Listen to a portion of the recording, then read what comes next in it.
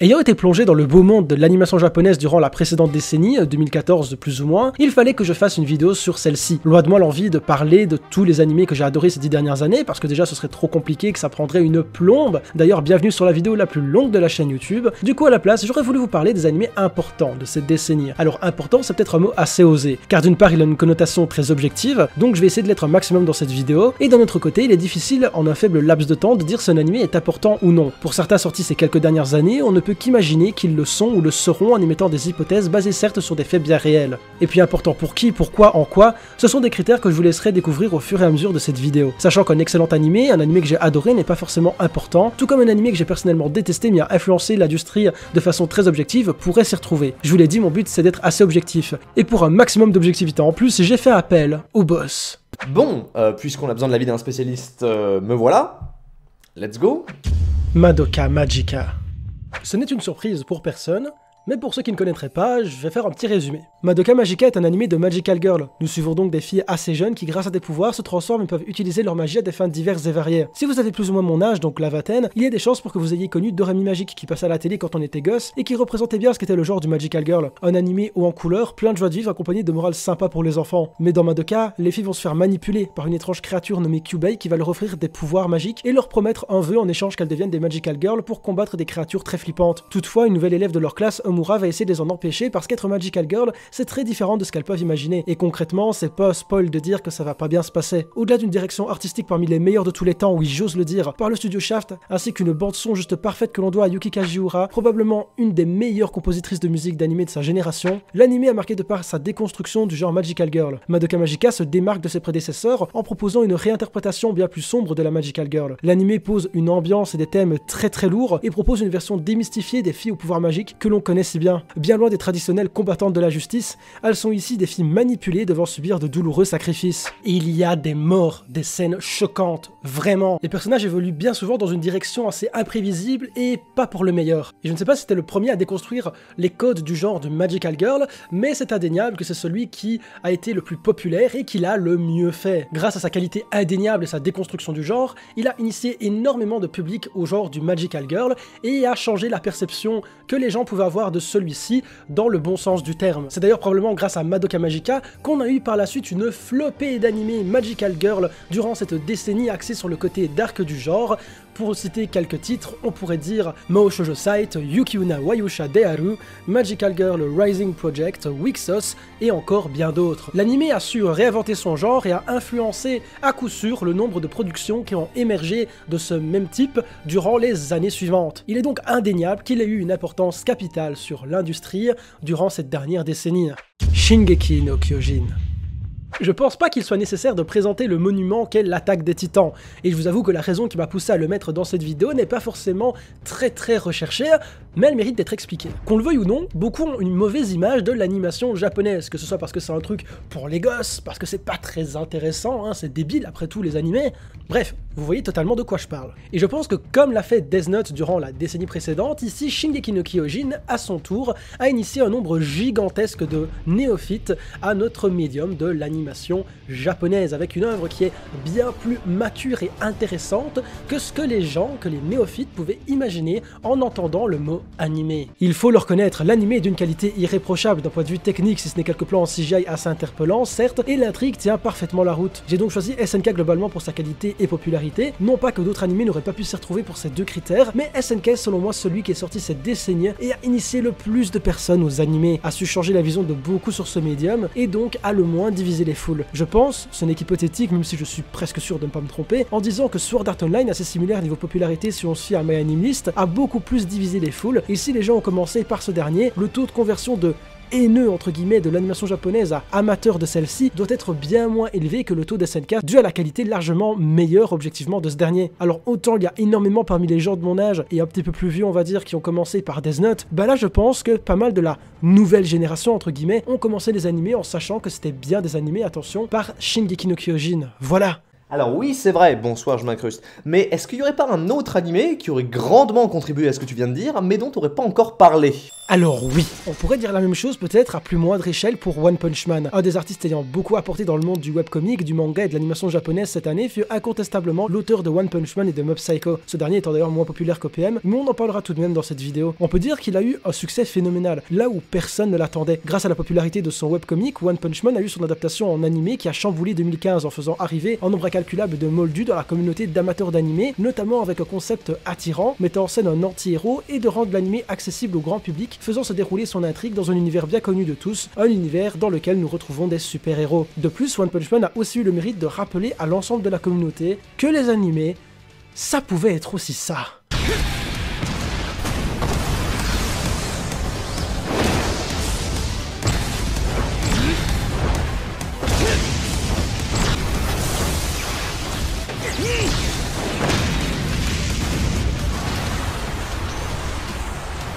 Et en effet, au final, c'est la qualité grandiose de One Punch Man qui a réussi à rassembler les meilleurs animateurs sur le marché, dont certains ont même pas été crédités au générique, oups, qui a permis de populariser encore plus le médium et surtout à donner une sorte de gros boost à l'image que le grand public se fait de l'animation japonaise. Little Witch Academia.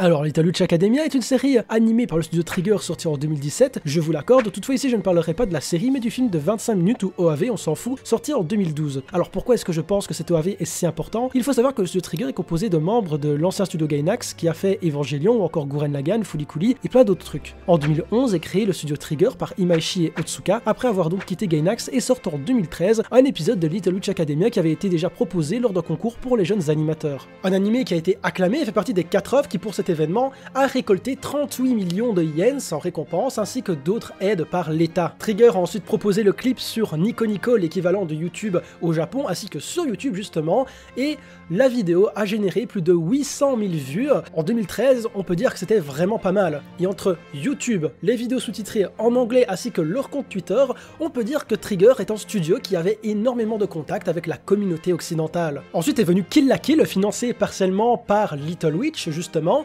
qui fut révolutionnaire de par ses techniques d'animation et fut un incontournable du studio Trigger et un énorme coup de boost pour la popularité du studio. Par la suite, les fans se sont fait entendre concernant une suite de Little Witch Academia qu'ils désiraient. Dès lors, Trigger a décidé de faire appel au financement participatif et là... boum! Objectif 150 000 $. En voilà 625 000 les gars. Grâce à Little Witch, l'OAV, nous avons eu une nouvelle série, ça a popularisé le studio chez nous plus encore que ce qu'il n'était et a contribué au financement de Kill la Kill. Au final, je pense sincèrement que Little Witch aura permis premièrement de lancer le studio Trigger, qui est aujourd'hui un incontournable de l'animation japonaise, considéré comme un des studios les plus inventifs, débordant de passion et de qualité, ce qui s'est prouvé encore avec Promare récemment. Little Witch Academia a également lancé la carrière d'un des plus grands animateurs de notre époque, Yo Yoshinari, acclamé par le public et ses collègues de l'animation japonaise pour son travail insane chez Trigger. De plus, je pense que Trigger a su émerveiller beaucoup d'amateurs d'animés occidentaux et particulièrement anglophones, ce qui a contribué à la popularisation de l'animation japonaise chez nous indirectement. Et enfin, encore avec le rachat de la série Little Witch par Netflix, l'animé a encore rapporté plus d'argent au studio et les néophytes ont pu découvrir cette œuvre sur la plateforme, donc plus de visibilité pour Trigger et plus d'argent pour les prochains animés permettant plus de budget et de liberté pour fournir d'autres œuvres de qualité. La preuve avec Promare encore récemment, l'apogée du studio Trigger. Ils ont rassemblé tous leurs talents et tous les travaux passés dans un seul et unique film qui est probablement un des plus exceptionnels graphiquement parlant et ont atteint des sommets de l'animation japonaise. On peut dire que c'était la décennie du studio Trigger et si un studio a bien marqué ces 10 dernières années, ben c'est eux. Et dire que tout ça ne serait pas arrivé si Little Witch Academia ne s'était pas fait remarquer à la base. Useki no Kuni. De l'art du kamishibai au cellulose en passant par la rotoscopie pour arriver à l'utilisation du numérique et des images de synthèse, on peut dire que oui, l'univers de l'animation n'a jamais cessé d'évoluer. Et spoiler, ça va probablement continuer. Chaque étape de ces évolutions en général était marquée par une ou plusieurs œuvres. Par exemple, le passage aux séries entièrement informatisées ont été marqués par une nouvelle série de Gegege no Kintaro ainsi que Dr. Slump en 1997. Les premières utilisations des images de synthèse ont été marquées par Toy Story en 1995 qui a démocratisé la 3D dans le cinéma d'animation. Et pour les animés, c'est Ghost in the Shell sorti en 1995 qui marque les premières utilisations des images de synthèse dans le médium. D'ailleurs, même Princesse Mononoke, alors que pourtant on dirait pas, il contient de la 3D. Par exemple, les tentacules, juste ici, c'est fait par ordinateur. Et c'est Miyazaki qui s'est dit let's go. Mais bien que la 3D était utilisée de façon pas très convaincante depuis plusieurs années, dirons-nous, elle n'était alors jusque-là que mixée à de la 2D pour alléger les frais financiers ou simplement par facilité. Ce n'est qu'en 2017 que le studio Orange va décider de réaliser un animé quasi complètement en 3 dimensions qui aura un succès assez dingue et dont les fans s'exclameront de Alléluia à la vue d'une CGI qui non seulement est plutôt agréable à l'œil, mais qui en plus permet des plans peu ordinaires, d'accentuer les expressions faciales des personnages pour mieux véhiculer les émotions à certains moments et qui permet au final de vivre une expérience différente au sein du médium d'un point de vue purement visuel. Ce succès est probablement ce qu'il fallait à la CGI pour s'imposer et prouver qu'elle a bel et bien une place au sein de la production et qu'elle risque, qu'on le veuille ou non, de s'imposer comme un standard lors des années à venir. Et là où l'ère des cristaux a lancé cette idée et a prouvé qu'une bonne utilisation de la CGI pouvait apporter un plus à un animé, Beastars en cette fin 2019 l'a parfaitement confirmé en s'imposant comme un animé qui visuellement est certes spécial mais appréciable et qui a été acclamé par les critiques. Sword Art Online.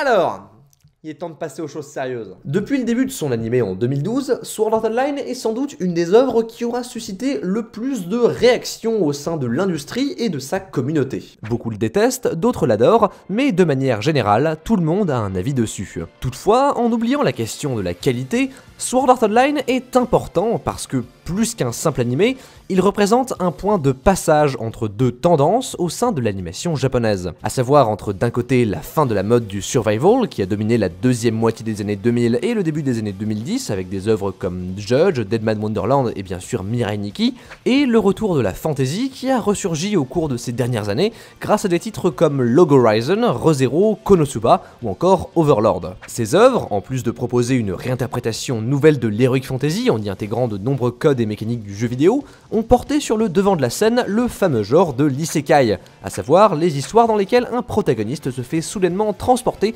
dans un monde qui lui est inconnu. Qui est, selon moi, le genre qui a structuré un peu de près comme de loin l'entièreté de cette décennie de manga, de light novel et d'anime. Ainsi, même si Sword Art Online n'est pas à proprement parler un isekai, puisque ses personnages se trouvent dans une réalité virtuelle et non véritablement dans un autre monde, c'est un point qui se discute, ça mériterait une vidéo, mais c'est pas le sujet. Ces personnages, son histoire, son univers et son utilisation des codes du jeu vidéo ont bel et bien influencé le reste de la production du genre, de Konosuba au tout récent Infinite Dendrogram en passant par Rise of the Shield Hero et Phantasy Star Online, on retrouve des morceaux de Sword Art Online un peu partout. À titre d'exemple, le terme VRMMORPG, ou MMORPG en réalité virtuelle, à la base instauré par SAO, a notamment été largement adopté par le reste des œuvres traitant du même concept. Toutefois, en plus de son influence narrative, Sword Art Online est également un point de passage au sein de l'industrie de l'animation japonaise en elle-même. Le succès de l'anime va avoir pour effet de mettre A1 Pictures, le studio derrière sa conception, sous le feu des projecteurs,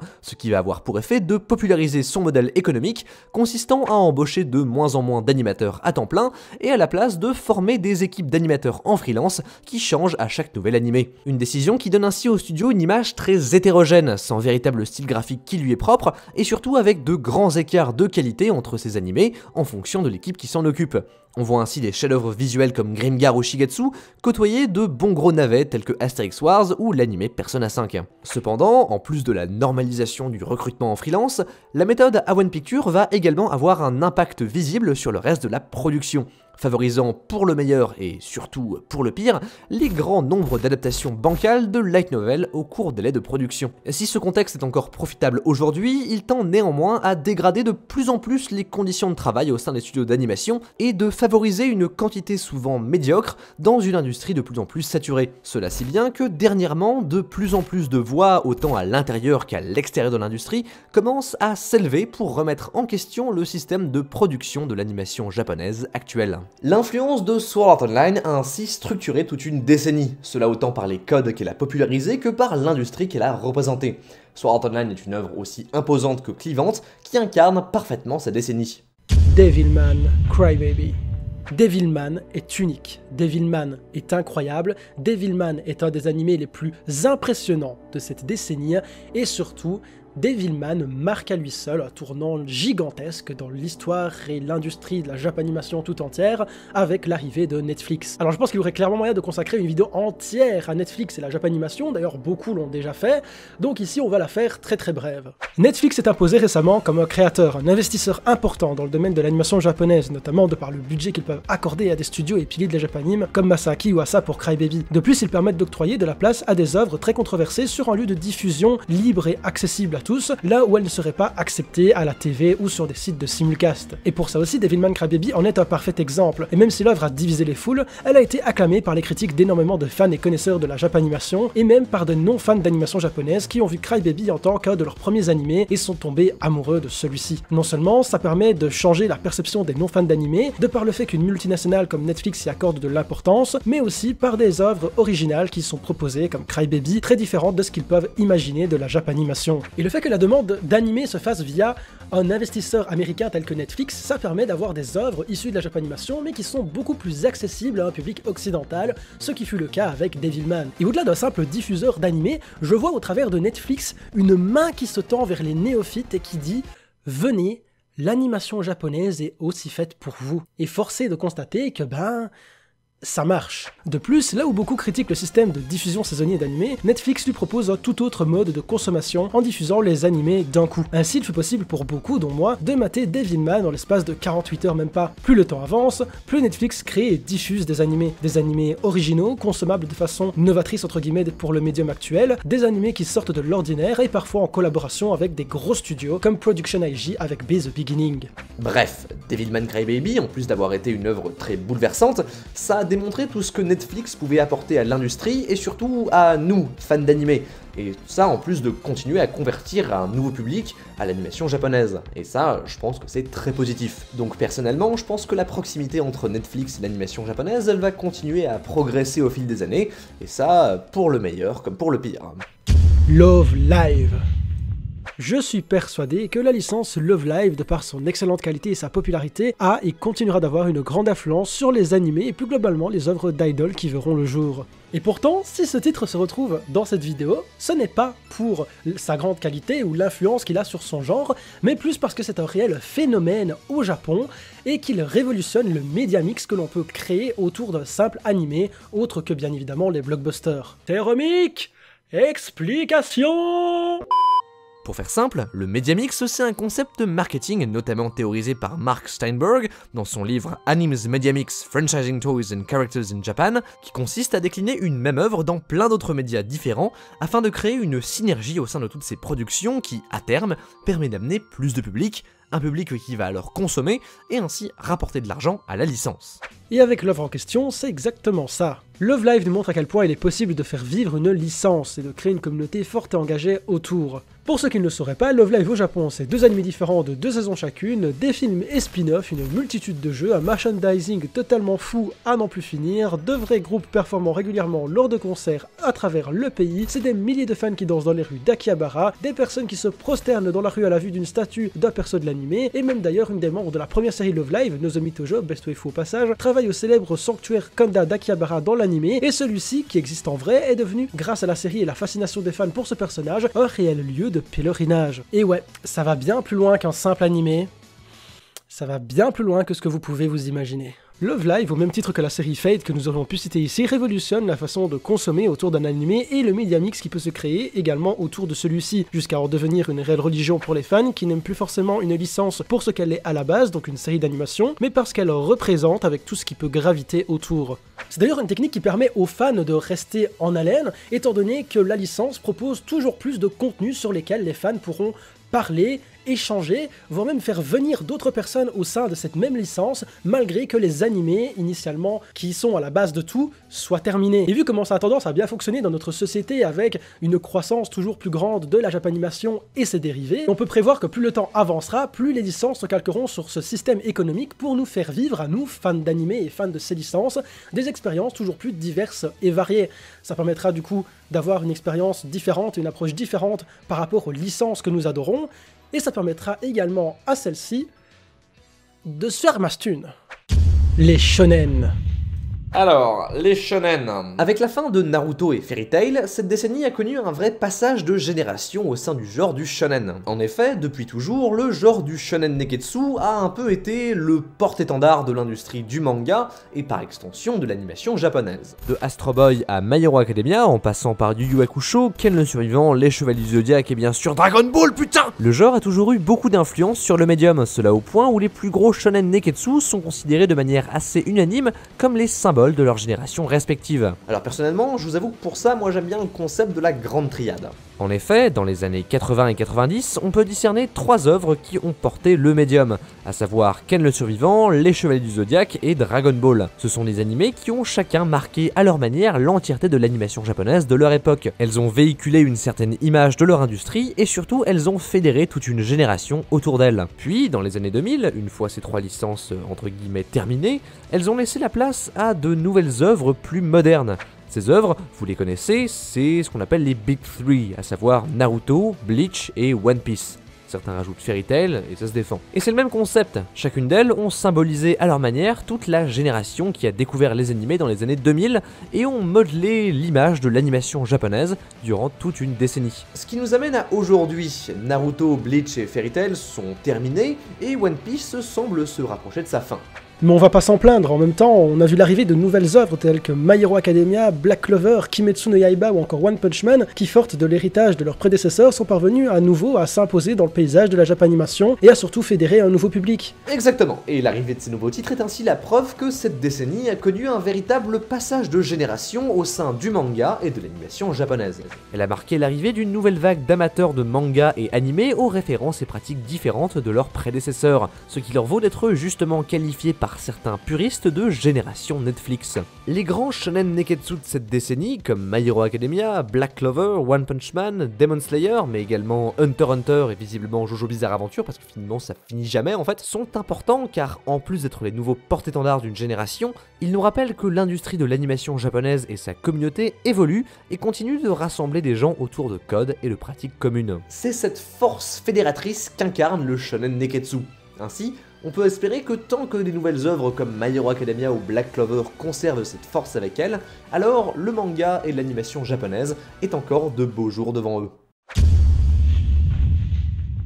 Je pense pas qu'on puisse vraiment passer au travers des grands animés de cette décennie sans évoquer au moins un titre de la licence Monogatari. Que ce soit le plus connu, Bakemonogatari, ou un des plus touchants comme Kizumonogatari, allez-y, venez vous battre. Cet ensemble, réalisé d'une main pas tout à fait de maître, mais une très bonne main quand même, par le studio Shaft, a apporté un nombre immense d'idées d'animation et de mise en scène, allant du magnifique au délirant, totalement en dehors de ce qui se fait dans le reste de l'industrie. C'est toutefois par son côté réflexif que la licence se démarque le plus. Les Monogatari ont su embrasser les codes et les concepts ancestraux de la Japanimation pour en proposer une réinterprétation audacieuse, autant par ses thèmes que ses personnages. Beaucoup l'ont critiqué, avec raison, sur la sexualisation de ses personnages et sur son discours parfois un peu polémique, mais il n'empêche que la licence Monogatari reste une expérience unique et fascinante qui ne laisse personne indifférent. Je pense que l'on pourrait parler de l'importance que Yuri on Ice a pu avoir sur le public de manière générale, non pas pour sa communauté yaoïste qu'il a pu rendre plus ravagée que ce qu'elle n'était de base, mais plus pour l'ouverture d'esprit qu'il a pu instaurer chez les personnes réticentes à l'idée de voir un animé de patinage artistique et à prouver que l'animation japonaise pouvait prendre n'importe quel sport au concept et en faire une œuvre divertissante qui prend littéralement aux tripes. Ce n'est peut-être qu'une impression, mais j'ai vraiment la sensation d'avoir vu plus de productions traitant de sports moins conventionnels après Yuri on Ice, tels que des Run with the Wind, Welcome to the Ballroom et j'en passe. Je pense pas que ce soit une coïncidence. Ensuite, l'œuvre a aussi pu prouver qu'un animé dont le cœur est une relation entre deux hommes pouvait faire mouche même auprès d'un large public, et surtout d'un public masculin, et que le médium pouvait traiter de ce genre de relation, tout simplement. Yuri on Ice, de par sa popularité, a contribué à changer la vision de beaucoup de plus ou moins récents amateurs d'animé à ces sujets. Un peu de même pour Mob Psycho, qui quant à lui a changé pas mal la vision des personnes réticentes à l'idée de le débuter, surtout à la vue des chara-design et de la direction artistique, mais qui, une fois le pas effectué, ont pris conscience non seulement de ce que permettait un tel style graphique, et au final se sont pris à l'histoire et aux persos très riches que nous montre l'œuvre. Cette façon dont l'anime a pris à contre-pied ses fans rebutés par les dessins, a pu faire évoluer les mentalités et permettre à pas mal de monde de ne plus juger un anime uniquement sur l'aspect visuel avant de l'avoir vu, et donc par conséquent, de les ouvrir à d'autres œuvres vers lesquelles ils ne se seraient pas tournés auparavant si Mob n'avait pas été une révélation pour eux, comme les animés de Masaaki Yuasa par exemple, qui sont en général fort critiqués à tort sur leur visuel. On pourrait aussi évoquer Shirobako, qui bien qu'à mon sens ne soit pas un animé ayant eu un réel impact sur le médium, a le mérite de traiter d'un sujet important qui n'est autre que celui de l'industrie de l'animation japonaise de façon divertissante et instructive, ce qui permet d'avoir un thème intéressant qui nous en apprend beaucoup sur ce que l'on aime, à savoir les animés, et de voir également l'envers du décor, pointer du doigt certains aspects de l'industrie qui ont fait l'objet d'indignation pour les fans par la suite, et qui ont permis de prendre conscience des difficultés des animateurs et autres personnes travaillant au sein de cette même industrie. On pourrait aussi au moins évoquer également Citrus et Blooming to You, qui pourraient être considérés comme des animés influents pour la popularisation du yuri mainstream, ou encore quelques Kiseiju, Steins Gate, Shigatsu wa Kimi no Uso, Psycho Pass, Kobayashi's Dragon Maid, Sangatsu no Lion, qui ne sont pas vraiment des animés importants dans le sens où ils n'ont pas eu un impact direct sur l'industrie et la direction de l'animation japonaise tout entière, mais ce sont des œuvres de grande qualité qui ont tout de même influencé l'esthétique et les thèmes de leurs genres respectifs, du coup ce serait dommage de ne même pas les mentionner ici. Et voilà, nous arrivons au terme de cette vidéo. Un grand merci d'être resté jusqu'à la fin et surtout j'espère qu'elle vous aura plu. Je tenais également à dire que j'ai voulu dans cette vidéo parler de Flip Flippers et de Your Name en plus, mais je me suis dit que la vidéo serait beaucoup trop longue et en plus je voulais traiter de ces deux animés de façon individuelle dans de prochaines vidéos. Donc je me suis dit qu'on allait se les réserver pour plus tard. Je vous invite également à mettre dans l'espace commentaire quels sont les animés qui selon vous ont été les plus importants de cette décennie. Je pense très sincèrement qu'en étant minimum critique, en argumentant un petit peu et en étant ouvert d'esprit par rapport aux commentaires des autres, on peut avoir vraiment un espace commentaire très intéressant par rapport à un sujet qui l'est tout autant, donc franchement, n'hésitez pas à jouer le jeu. Je vous invite à aller jeter un coup d'œil à la chaîne de mon ami Teromic, qui sera par ici, étant donné qu'il fait du très bon contenu, ce serait vraiment dommage de passer à côté. Bref, j'arrête de blablater, on se retrouve très prochainement, je l'espère, pour une nouvelle vidéo. Sur ce, je vous souhaite une bonne journée, une bonne soirée, à la prochaine.